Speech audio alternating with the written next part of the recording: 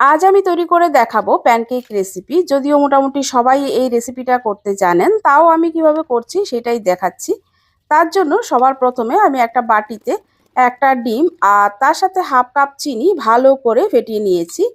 এরপর 1/4 কাপ সাদা তেল দিয়েও ভালো করে ফেটিয়ে নিয়েছি। এবারে এর মধ্যে আমি দিয়ে দিলাম 1/4 টিস্পুন ভ্যানিলা এসেন্স। এতে কাঁচা ডিমের গন্ধটা আর থাকবে না। এবারে একটা ছাঁকনির মধ্যে আমি নিয়ে নিলাম মেজারিং কাপের 1 কাপ ময়দা, তার সাথে নিয়ে নিলাম 1 টিস্পুন বেকিং সোডা। এবারে ডিমের মিশ্রণটার সাথে ভালো করে মিশিয়ে নিয়েছি।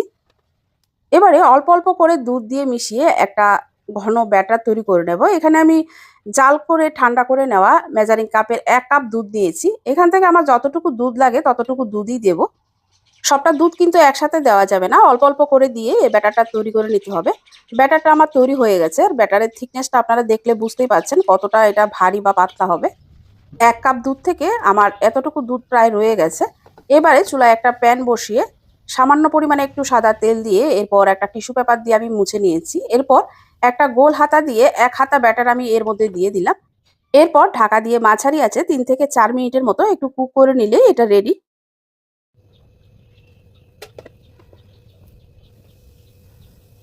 এভাবে আমি বাকি ব্যাটারটা দিয়েও সবগুলো প্যানকেক বানিয়ে নেব।